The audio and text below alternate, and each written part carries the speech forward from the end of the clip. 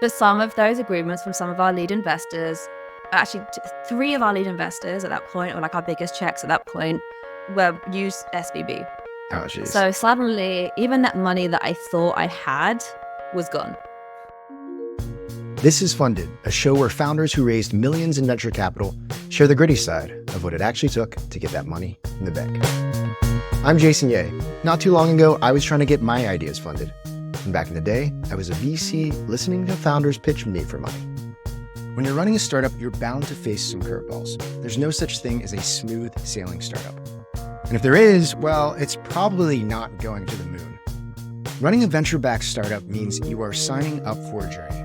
One that has a lot of ups and downs, tons of trial and error, and loads of hardship that pushes you to grow. For today's guest, the downs she experienced while raising ended up being exactly what she needed to energize herself to finally push for a $5.6 million seed round. Sometimes it takes getting close to the edge of failure to discover just how resilient you are. Today I'm talking with Jennifer Lewis, co-founder and CEO of Lex, one of the first social apps created for the LGBTQ+ community. Looking back at Jennifer's childhood, she probably would have never guessed she'd end up running the company she does today.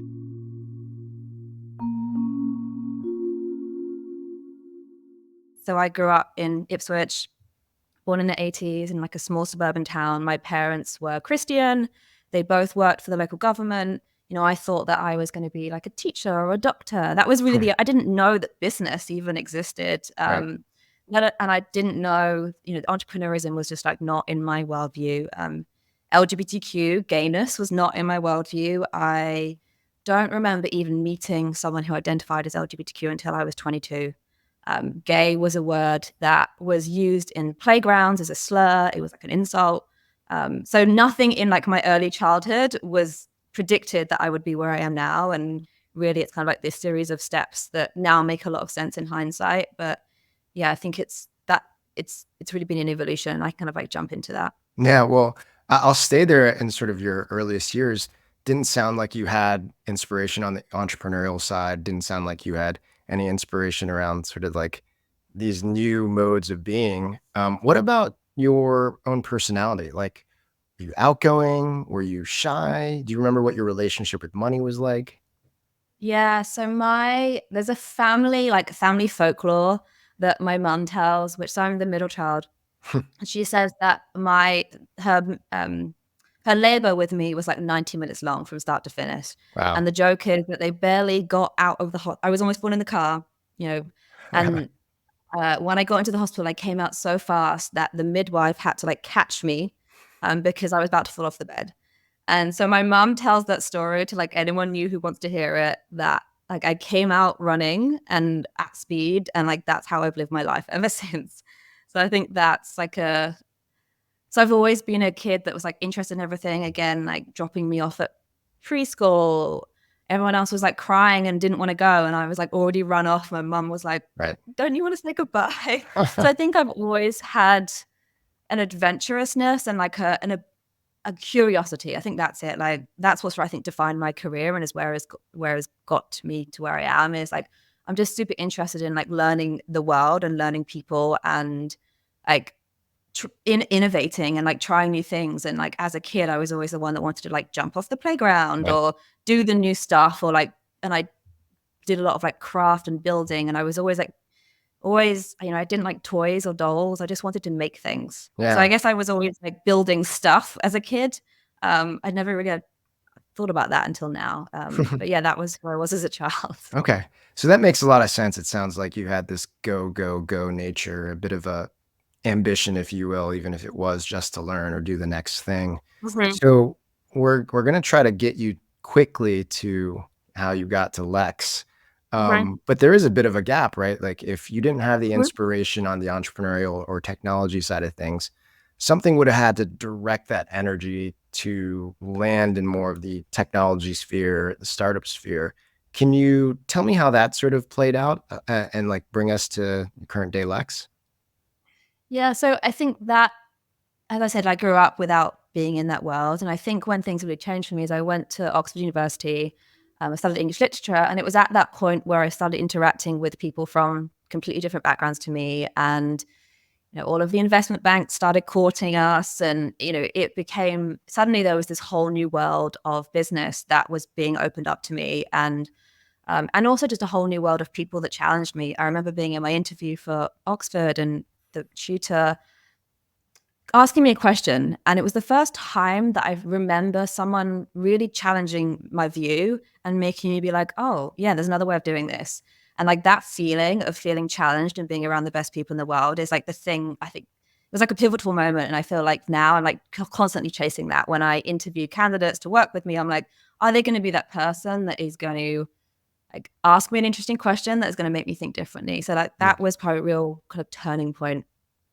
I actually left my first job. So I left my first job I was actually in at the age of 20, and I was working for actually a tech, working in tech. That was my first job, Huh. working for a small consultancy that helped early stage startups that had spun out of British Telecom's incubator. British Telecom is the incumbent phone company in the UK, and the first project I worked on, I remember working on it on my 21st birthday, depressing 21st birthday, but it got me here, was building this market model to predict the size of online or personalized online advertising. And the company that I was building this for ended up being Cambridge Analytica. Very So funny. it was funny. And I remember calling, and and that was just a real moment for me of being like, okay, here's how I can take data that exists, but also take some hypotheses and make some assumptions about like how big this can scale. And yeah, it really got my brain thinking about like how can I do more of this? How can I really think about like where markets are going and where businesses are going, and how can I be a part of it? Mm. That was a kind of a great intro. And then the 2007 financial crisis happened. Yeah. Within my first year of working, also the same year the iPhone came out, so like lots of stuff happening, and that job ended up, the startups weren't being funded anymore, so that job was no longer, and I ended up going into advertising in London. I worked for lots of kind of world-class advertising agencies like Leo Burnett, Wyden and Kennedy, and I worked for a lot of kind of very well-known iconic brands like PepsiCo, lots of Procter & Gamble, Unilever companies. I worked for Nike for a really long time, Gap. And again, I was a strategist. And what that really taught me again was I was doing a lot of consumer research and looking at the market and doing a lot of product innovation. And it really taught me what's happening in the market now that we can build a product for that's going to be available in 5 years' time. So Mm-hmm. again, I was really, working with these, when you're working for a company like Unilever, their product development cycle is like 5 years. So you're really having to think about what's going to catch in 5 years' time, and then what's the consumer messaging around it. And I just loved that kind of thinking, but I didn't love the timeline. The Yeah. 5 years just doesn't Too work slow. with, yeah, doesn't work with what you know about me so far. So at that point, I kind of went into the startup world, and by that time, I was in New York. Ah, that filling in the gaps there makes a lot of sense. It's like it is really one of those things where if you just got pushed in the right directions, this was the eventual outcome that probably your mom would predict, right? Like if that's where you came out for your first job, that you were just going to get to at some point leading your own tech company, which is Mm-hmm. where you are with Lex. And you know, we're going to fast forward because I'm sure you've been interviewed a lot about Lex and what you're doing and the origin story there. But what's most interesting to me and for these stories is what it takes to raise capital for a company in certain environments. And we saw as we were doing our research that you raised a great round of capital. I think what was announced was over $5 million, announced October of 2023, which as we were talking right before this interview, we all know that the announcement dates are far later than when that actual fundraise was going on. So my estimation is that you were probably raising your seed round in maybe one of the more difficult times in the history of venture capital. And so what I would love to talk through is really what was happening before you decided to raise. Like when you were thinking, okay, we got to raise capital. I think now is the time. Do you remember tell us when around like what period of time that was and what was happening in the company that made you feel like, okay, we got to go raise capital now? Mm-hmm. So I think it is worth sharing a little bit of the background of Lex to help set the context for this. So Yeah. Lex is is the social app for LGBTQ community. Lex was originally started on Instagram. And it was inspired by old school personal ads on a magazine called On Her Backs, which was a erotica magazine published in the 80s that my co-founder Kel really fell in love with. And we saw the way that people were connecting on these ads, and we were like, hold on, there's something interesting here. So our MVP was built on Instagram with Google Sheets, and people submitted a profile and we put it on Instagram. People DM'd each other and hooked up in the comments or made friends in the comments. So that was how we began. We raised our 50K. We raised 50K on Kickstarter, launched the app into the App Store, and then everything kind of went from there. So from day one, we have been really like connected to our LGBT community and really kind of like we've always had these kind of like brand advocates behind us and these like series of users that have been like with us since day one. And the reason that we went out to raise in that time is because we saw like a huge opportunity in kind of growing that market beyond our early advocates. So when we had initially started, we were very much in the dating phase. And we started to see during COVID that people were using our app for community. And we started, coming out of post-COVID, when we look at the statistics around Gen Z and loneliness and the statistics around Gen Z and LGBTQ, one in five Gen Z is LGBTQ.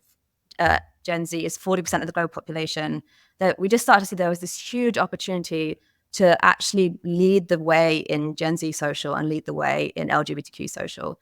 And again, when we looked at what was happening in the market with LGBTQ and social, LGBT users were being completely underserved. So like 88% of LGBT youth, according to GLAAD, don't feel safe on social media. So we just started to see all of these things happening in the market, both around Gen Z and LGBTQ, that what was currently serving our users, what will currently exist wasn't serving our users. And we felt like there was a real opportunity for Lex to kind of scale beyond this, kind of small matching platform to really be a social space for LGBTQ. Grindr had just IPO'd back in November. So again, that was really a sign to the market that like LGBTQ is going to be 20% of the future population. So there is a market here. And I think that was a new feeling. For a long time, it'd been really hard to convince people that this was a big enough market. But finally, Grindr and then this new data around Gen Z, it just really felt like there was a moment that it was entering the market that, there's a huge gap. There's a wide open gap. There is no other social platform LGBTQ. There is dating platforms, but there's no one in social. And I believe really strongly in like the new era of vertical socials. Yeah. I think there's a lot, we look at apps like Peanut or Letterboxd or even Strava, all of these communities that are built around specific use cases and needs. Just felt like there was a lot happening. And the reason we chose to raise then is we were rebranding in January of this year into this new position of the LGBT social app. So it was really the moment to enter the market and to capitalize. And, we felt like we had a lot of momentum and we just wanted to like go. So that was kind of the decision really to fundraise. So you were talking about the Grindr IPO. So that was like at the end of 2022. You start seeing a market interest in like the right place, right time. You also just mentioned the rebrand. So it's like, okay, that's like a good shifting of what we're doing. Can you mention anything about size of your business, size of your community at that point? How did you think about growth in your business? Yeah, so we've always been an organic.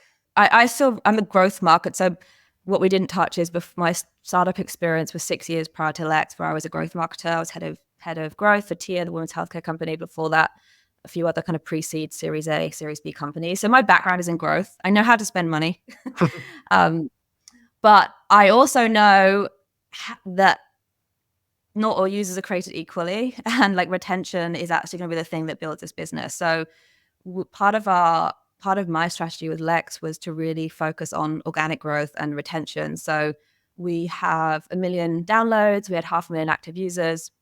That's kind of where we were when we went into raise. Oh, wow. And really for us, we have day 30, 47% retention. So but we'd really built a user base of like loyal users that really wanted to use us. And 67% of users find us via word of mouth. And to date, we haven't spent any traditional acquisition marketing. Everything's been really community led. Wow. So but I know that we could do more. And I think that again is a reason why I wanted to raise, because we'd built this really strong base in the markets where we had people and we'd started to do stuff. But there was just so much more opportunity out there. And we would get people DM us on Instagram saying, please host a party or please run an ad in Wyoming because I want more people on the platform here. Awesome. So we had a real user lead.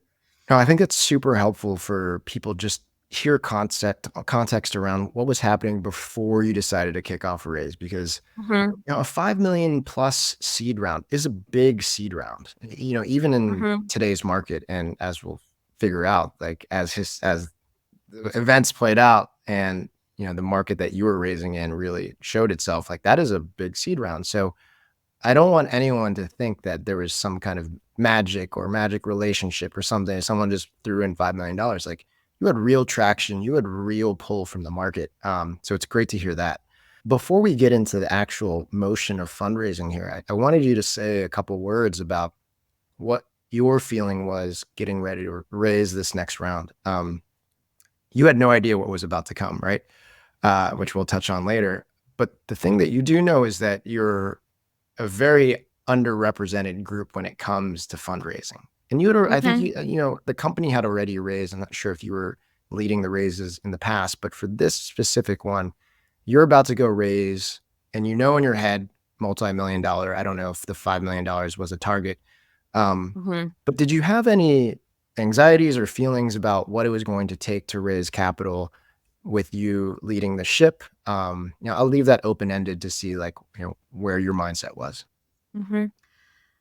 And my personal mindset is I know those statistics that we talked about, but I don't care about them. Like, what are the statistics again? Because I want to make sure that it's shared right now. Yeah, because I know them, but I know the statistics and I choose to ignore them. So the statistics are 2% of female founders raise capital, which is actually down from 2.7% the previous year. So it's declining. And 1% of LGBTQ founders raise capital. So the odds aren't in my favor. But I can know the statistics and then choose to ignore them. Like, I know that actually for the business that I am building, I am the person to do it, like, because of my background, because of my personal storage, we can get into later if we want to. Like, actually someone else who looks like a traditional founder couldn't build this business and couldn't understand my user base, wouldn't have the same desire and needs. So actually I am the perfect founder for this business. And like that, I think, is what kept me going through the tough times. And also I really want to prove a model. Like, I think a lot about the people that inspired me, and I want to prove that a founder that looks like me with my background can build a multi-billion-dollar business and can, be leading the tech industry in 10 years and be building the new generation of social. Like, that is my vision for myself and for this company. And I think there's even like the fact that could impact people in the future, like, is even more interesting for me. So I guess, if anything, those statistics just push me faster and more kind of purposefully. I get so excited when I see founders like Jennifer who are carving out their own path in the world of venture capital. It's not easy, especially when the odds aren't in your favor. But the place of resilience Jennifer was speaking from is exactly the mindset investors are looking for. When we come back, we'll be taking a deeper look at Jennifer's $5.6 million seed round. I get it. Trusting your pitch deck to just any designer can be nerve-wracking, especially when it comes to fundraising. That's why we've created Adamant Deck Design, where amazing design meets fundraising expertise that you can rely on. We design your deck up to 15 slides, give you 2 rounds of feedback and revisions, and even add 3 bonus template slides for future work so that you can creatively customize your deck without us. Throughout your redesign, we incorporate design thinking proven to be effective in Adamant's fundraising work. If you're looking for more detailed work around your story and narrative, make sure to check out our Design Plus Story Engineering tier. That's an add-on that a lot of people love. You can trust Adamant Deck Design for your fundraising success. Just head to admnt.com/deck to learn more and reach out if you'd like to work with us. Yeah, I love that. Okay, so then let's get into it. You kick off fundraising in earnest. Do you remember about what month of 2023 was the sort of formal kickoff? Yeah, I mean, we actually kicked off formally in 2022, the end of Oh, you did? 2022. Okay. That bad idea. Shouldn't have done Well, wait, actually, say more. that. Why is that? Yeah, and it's funny, I'm already thinking about raising the Series A, and I've got so many lessons. I'm doing it so much better. Because nobody wants to give you capital at the end of the year. Everyone wants to go for Thanksgiving and Christmas. It's just a bad time. People aren't really engaged, or they're trying to close their existing deals. It's not a good time to move fast. So we opened in November, but it was slow, and it was tough, Yeah. and we didn't really get any traction. And yeah, it was scary. We're like, okay, we thought, is this the right thing? And fast forward to a few months, and I think really the turning point for us was the Silicon Valley bank crash. By that point, we had some checks promised to us. We didn't have the cash in the bank, but we had the agreements. And the sum of those agreements from some of our lead investors, actually three of our lead investors at that point, or like our biggest checks at that point, were used SVB. Oh, jeez. So suddenly, even that money that I thought I had was gone. Okay. And and I just remember being like, oh, okay. And that was actually honestly, that was the biggest blessing. Like, glad everything worked out for SVB and everyone who used them. Yeah. But it was the thing, it was the fire in my belly, or I think what the right word is. It was the thing that really got me going again, and really, like, very soon after that, we closed the raise. I think really what happened for me is, I remember it was over the weekend. I was in Mexico City at the time, and I was like, okay, there is no way that I am letting this thing stop here. Like, I am so convinced about what I'm building and how I need it. And I spent hours like trawling through Lex, trawling through our reviews, calling through our customer service, and just finding every single person that had ever written into us saying how much Mhm. they loved what we did. I like now have a document that I just keep them in now. And I had these people telling me, like, I'm so grateful that you exist. Like, thank you so much. Like, you've changed my life. You've really helped me accept myself. You've helped me find friends. You've helped me find my lover. You've helped me find a roommate. Like, just being on this app makes me feel comfortable in my LGBTQ identity. Like, just hundreds and hundreds of these like emails and letters and DMs and posts on Lex. And I just like read them for hours. And I was like, okay, these are the people that I cannot let down. And I just locked myself in my like Airbnb, and I just redid everything. I redid the Mm. pitch. I redid the data room. I rewrote all of our emails. And I just infused it with like that energy of the people that needed us so much. And I was like, no, this is why I'm doing it. And then Kel, my co-founder, she she just sent out, hundreds of DMs and LinkedIn's and like cold emails, and just both of us were just like, okay, this is it. And like that, and just spent 48 hours just like, I guess, greasing the wheels. And then after that was really when everything started to like get in flow, and like we Yeah. closed fairly soon after that. But it took that big moment to really pivot. So I actually want to contextualize that a little bit more too, because what you're talking about is that Mhm. crash in March of 23, where I am part of that industry. I was part of that. Oh my God, where everyone pulled back for a second. Anything that was happening stopped happening. Do you remember how much runway you had at that point? Finger in the Probably like air. 3 months, 4 months. Oof. Okay, so that is very nerve wracking.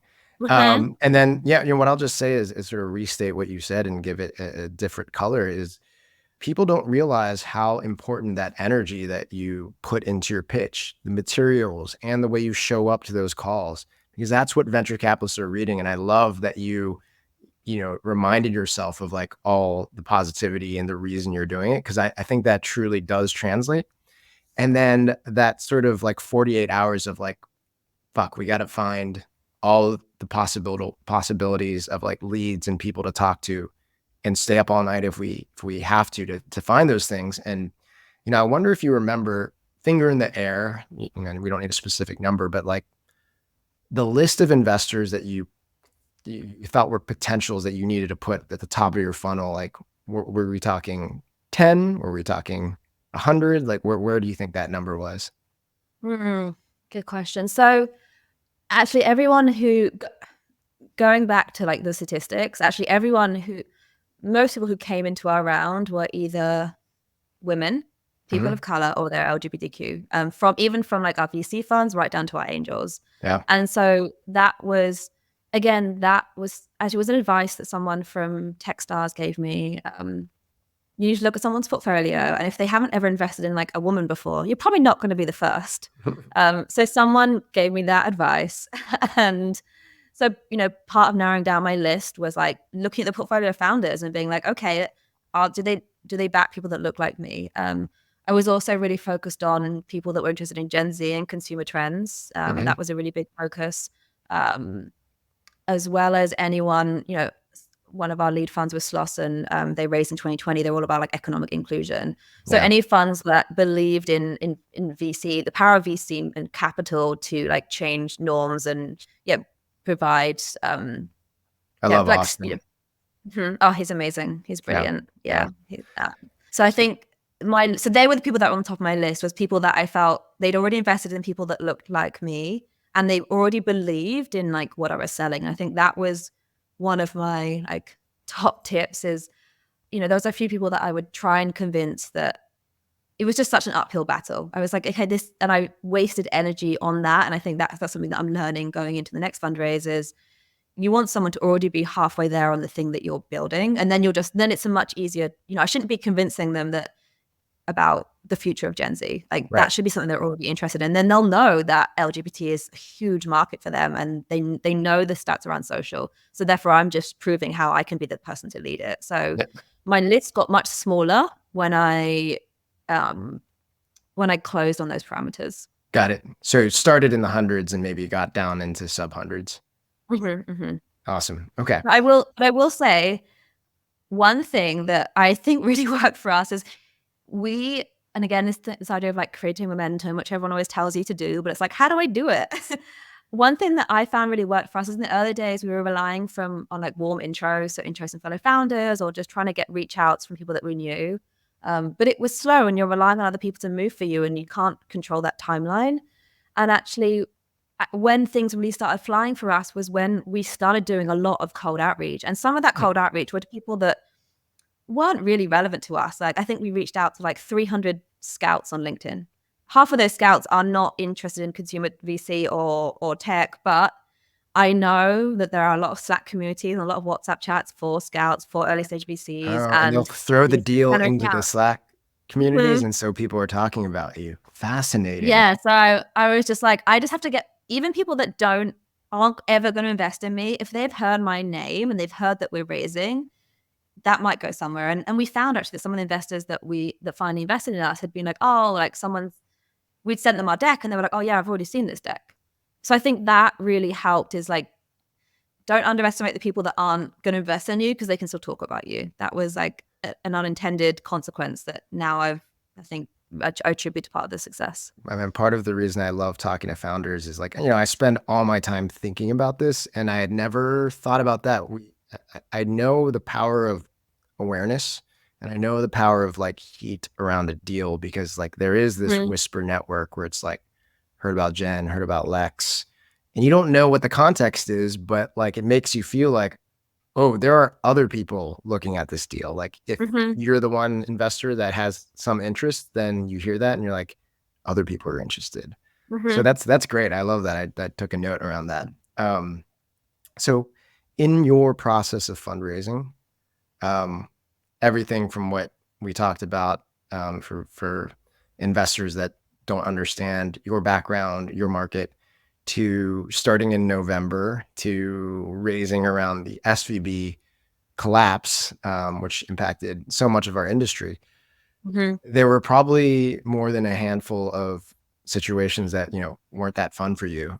Do you remember any bad experiences with VCs?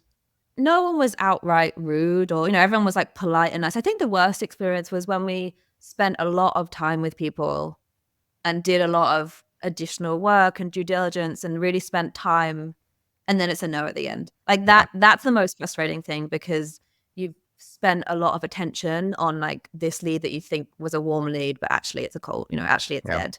Otherwise you could have been spending that time going out to other people. So I think that's probably like the most frustrating thing. It was frustrating sometimes when people would come and say, this, at the time we hadn't monetized.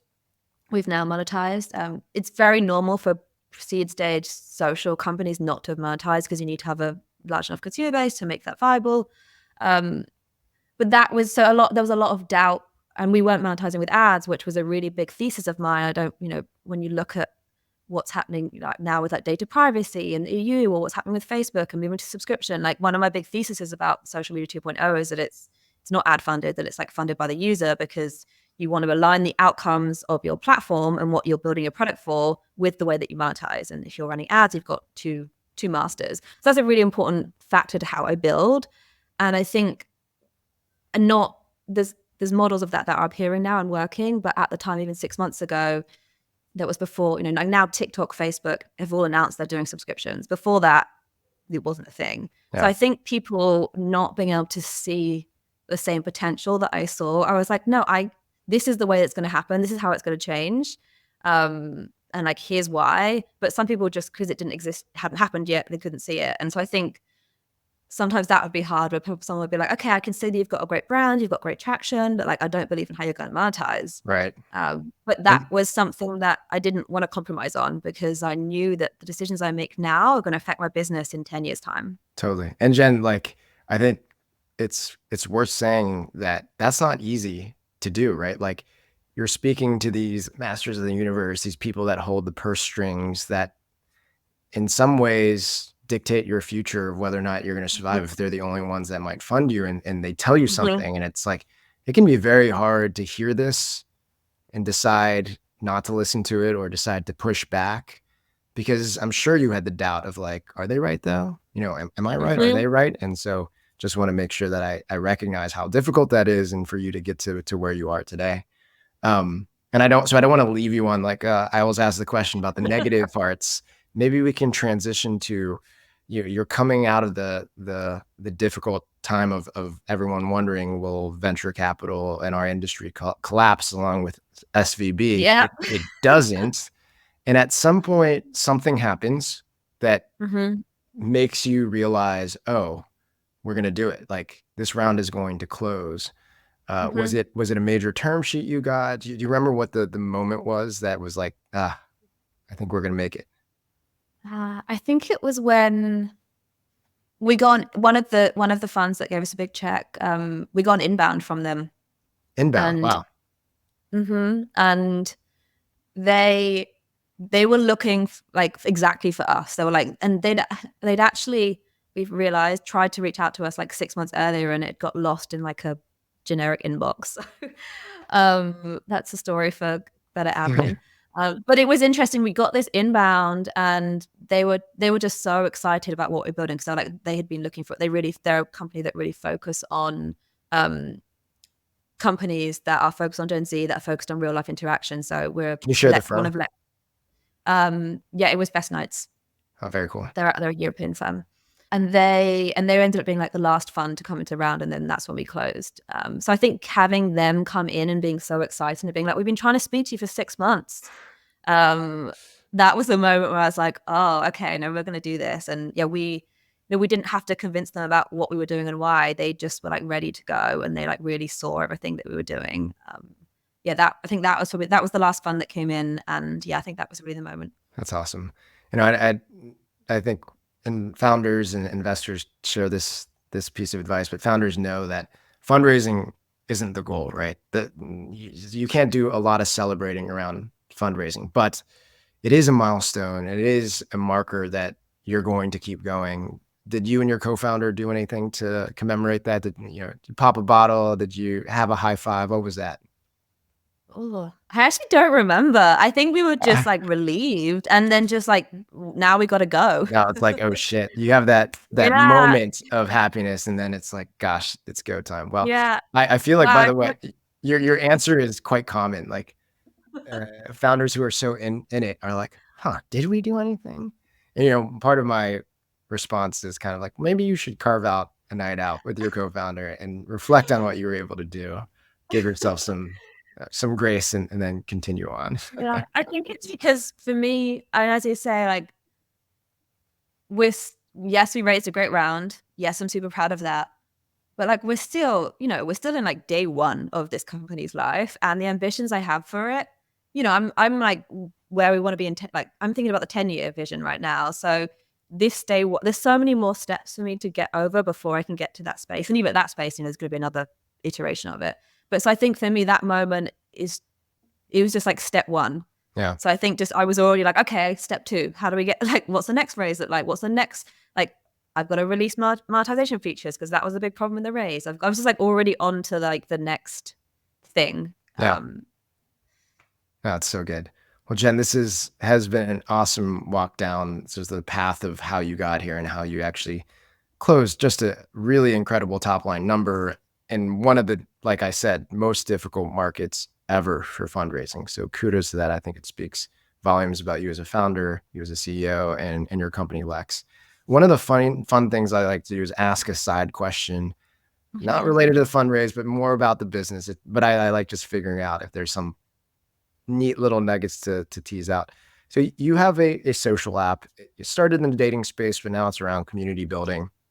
Do any specific customer moments come to mind? Either like crazy stories, heartwarming things? What are your favorite things to share about stuff that has happened on Lex? And the funnier the better, or the more heartwarming the better. Yeah. Actually, one of my favorite, I have so many, again, I read Lex every day because it's what keeps me focused. So I have a million funny stories and some things that are probably like too risque to say on the podcast because people Never. post everything on it. One of the most heartwarming things is actually something we did. We have, to help people navigate the feed, we have tags. And they're things like groups, community, T for T, BIPOC. They help people navigate and find the people they want to connect with. And we shipped a new product feature in October, which was a custom tag, as a limited edition tag just out for a few days. And it was National Coming Out Day, which is in October. And we asked people to like share their coming out stories with the community. And I think that, and people did, and they loved it. And lots of people, and just seeing all of our community from all around the US and around the world, just like everyone just sharing their own version of like what coming out meant to them, and doing it in this space that was like safe for them, that they were able to express themselves. They weren't going to get moderated against. They weren't going to get their content banned or shadow banned like they might do on TikTok or Instagram. They like had this space to like show up as their whole selves. And some of it was like sad. Some of it was heartwarming. Some of it was racy. But just putting that feature in, which only we could have done, because you can only do that in a network that we understand our audience so much. So I think that was that's one of like the really shipping that feature and like seeing that go into the world was a really heartwarming moment for us. Love that. That was my conversation with Jennifer Lewis, co-founder and CEO of Lex, the social app for the LGBTQ plus community. I hope this episode helped you gain perspective around raising venture capital and what it takes to scale your company.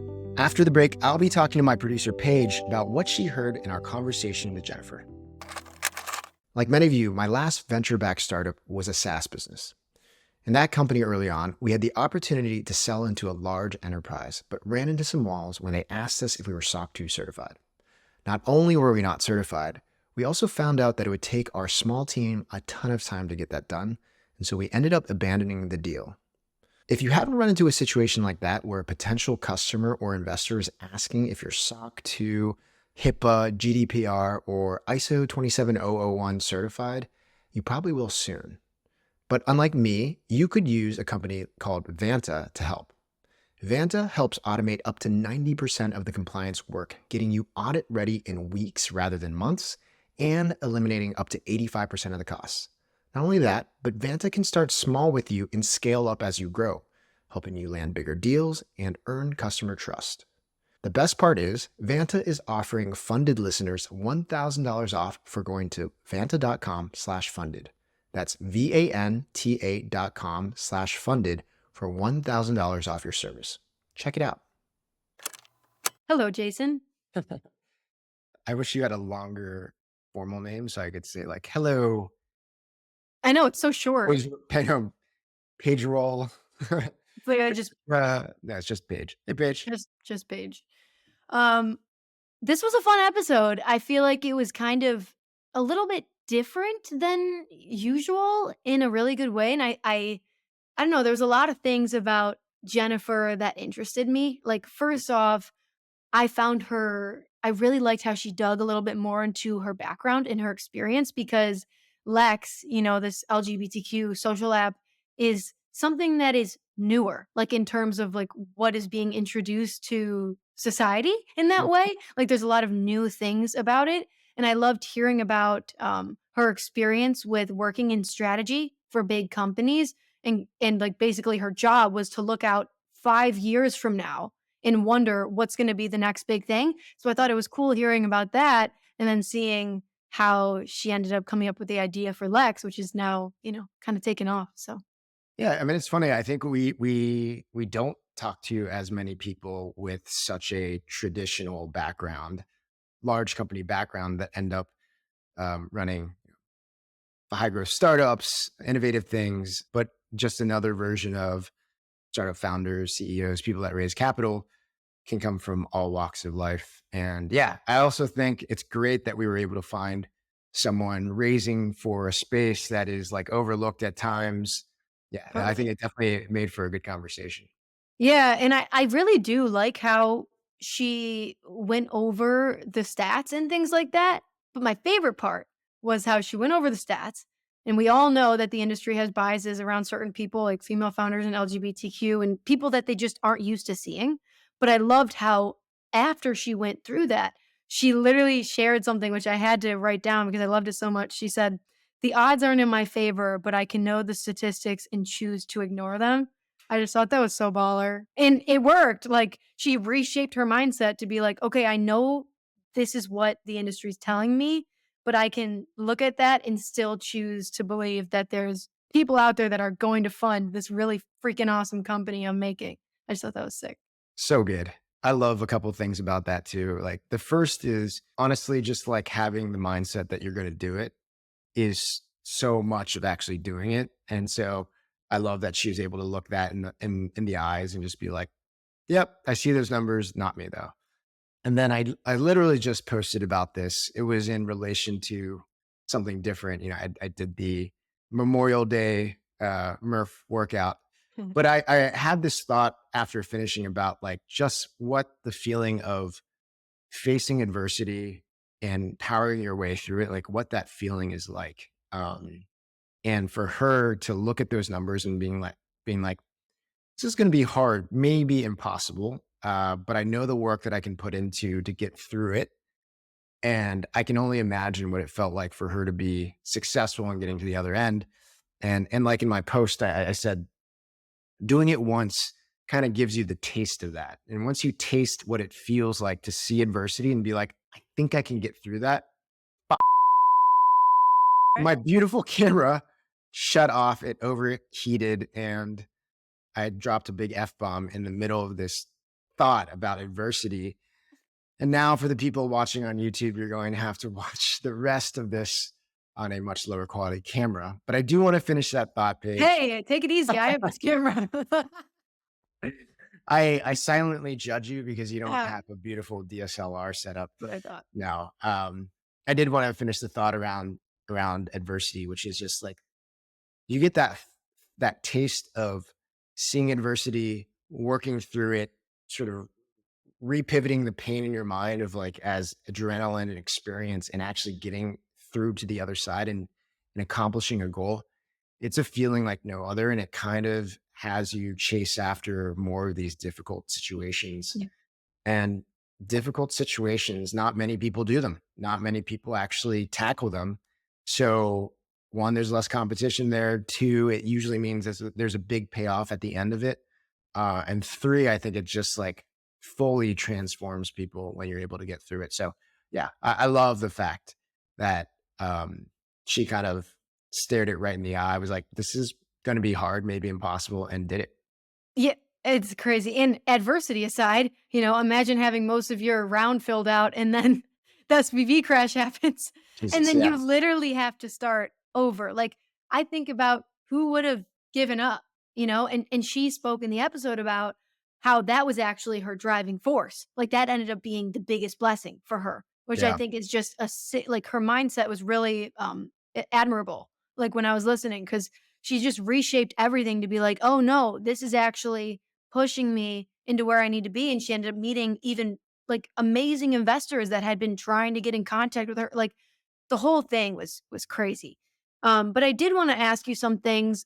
I wasn't confused about anything she was talking about, but I'm more so curious and kind of wanted to bounce ideas back and forth about.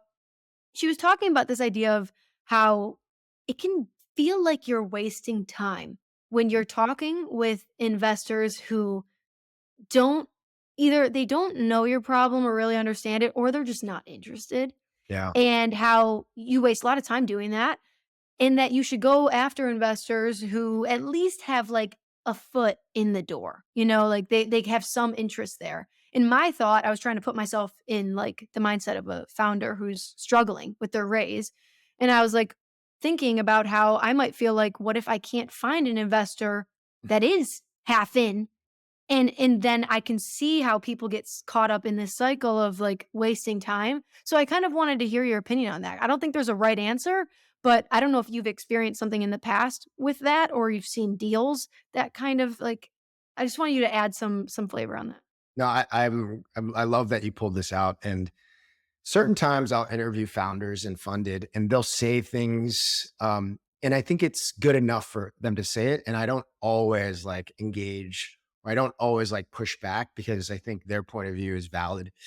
This point of view does come up a lot, with a bunch of founders. Dylan Bannon, also Yeah. had this thought, which was, I know when an investor is interested in like the first 30 seconds. And I try not to speak to anyone that isn't interested. And it's like, I'm going to talk to those people and nobody else. And if I know that they're not interested, I move on. And and that is a way of fundraising that might work. There are some challenges that go along with that, because if you are only narrowing your focus to the top 5% of investors out there who are definitely aligned with you and know your stuff before you even talk about it, then that might not be a big number, especially for founders who don't have the right network, who can't get to the right people. My belief is that there are probably three categories of investors that you might talk to. There are categories on either end of the spectrum. One is the one that Jennifer and Dylan talk about, which is Dylan from Mind Bloom, by the way. If you want to check out that episode. It's a good one. But Dylan and Jennifer, there's like one category is the super aligned, understand your space. You don't have to describe it. They just know, and they're interested in it. The other end of the spectrum is completely no effing way would I even think about investing in this space for a Mhm. variety of reasons, right? I actually think there's a big fat middle. And that big fat middle is a section of investors who, with the right signal, with the right clear and concise storytelling, actually can be brought along to be excited about what you're doing. And my approach and my thought is that actually a lot of the work that you put into preparing for a fundraise, getting your materials right, getting your storytelling down pat, the way you communicate, the way you organize the process, those things can actually turn more of that big fat middle into a category of investor that would be excited to invest in you. So my perspective, and I'm not the only person out there giving perspectives on this, but I would tell people who are thinking about fundraising to not sleep on that fat middle, and get your stuff good, if not great, so that it can shift a lot of those perspectives. And look, could you be wasting time? You could be. Like, there might, in that fat middle, there might be some people that you just can't convince. But I Mhm. do think a lot of fundraising is making sure you have enough shots on goal, have enough people that you talk to, and spend time with the people that you can convince. Yeah, and like know your limit, I guess. Like Yeah. kind of know feel it out Feel it when out. you get Yeah. to a point, but Yeah. don't shun someone away. And I don't even know if that's what she was saying, but this is how I've been thinking about it. Like don't shun someone away just because you're not sure if you might waste time. Like I agree. try it, and then if you feel like they're just messing with you, and sometimes you won't know, and then you will end up being messed with, but that's kind of a part of the game, from what I've seen. It's Yeah. like this total like social battle of trying to figure out, is the person leaning in? Are they not? Like there's so many factors that go into it. And I agree with what you said. Like you might end up being able to push a decent amount of people over the line if you display your story and your materials correctly. Yeah. The last thing I'll say on that is like, you're right. Can I tell you what the exact framework is or the way you identify whether or not someone is going to waste your time? No. And so you are going to have conversations that essentially waste your time. Mhm. There is so much serendipity associated with business development and fundraising, whether it's talking to someone that you thought maybe wouldn't be interested, but ended up being really interested after you told them the right story and they led you around, or if it's something a little bit more subtle and not, full term sheet, but like you meet someone, you're able to convince them and get them excited about something. And look, you're talking to some of the most connected people in the world. Maybe they don't invest, but maybe they introduce you to someone. Maybe they introduce you to a great hire. Yeah. Maybe they connect you to a great business development opportunity. And so this is, one of those other reasons that I do like people devoting a segment of their calendar, of their time to fundraising, hitting it really hard, talking to a lot of people, getting out of it what you can. Yeah, and I think Jennifer actually said something similar in the episode to the point of like, even if they don't invest in you, they might still talk about you. And Yeah. I really like that point Yeah. because it's like, in that regard, if you like reshape your mindset, maybe you never are wasting time. I mean, maybe there's some people you're really wasting time with, but for the most part, even the people who say no, like they still might have someone else who they wanted to tell you about, or you don't know how like word's gonna spread over time, and it might end up coming back around at one point in time. So Totally. This brings up a sort of tangential piece of advice that I want to make sure that I give. I was thinking about that as she was telling me this. They might still talk about you. Remembering that people still talk about you after a meeting, even if they pass, is super important, right? Like, and so you want to give someone a great impression, even if your deal isn't right for them, because one, they could proactively tell people about you. I think that's actually what Jennifer was referencing. Like, Paige, your, yep. your deal isn't great for me, but I'm gonna go tell people I just met this great founder, not in our space, not in our stage or whatever, but people should meet her. That's one thing. But another thing that comes up is as other people are looking at the deal, they might hear or figure out that you talked to the same founder and their VCs talk, right? They could reach out and say, "Hey, Paige, I heard you met with Jennifer. Like, what'd you think?" Right? Mhm. And if after at the end of a call where someone was like, basically, I'm going to pass. If you're like, "F this VC," and you start being rude, you start giving off bad signals, that can really color the way someone talks about you. They can either say in that conversation, "Yeah, it wasn't for me. Didn't get a great vibe," or they could say, "Wasn't for me, but I really loved her. Really Yeah, loved that founder." And that means a lot, right? That keeps means the a door lot. open. Totally. Totally. It like helps color and push momentum in your favor with a VC that is a little bit more aligned with your company and your trajectory. That's the debrief. Love that. Thanks, Paige. See ya. If you're looking for more insights, strategies, and support around fundraising, subscribe to our newsletter. It's at fundedpod.com/newsletter. And find me on social. I'm at Jayeh, that's JAYYEH, on almost every platform. I respond to DMs and newsletter replies, so hit me up.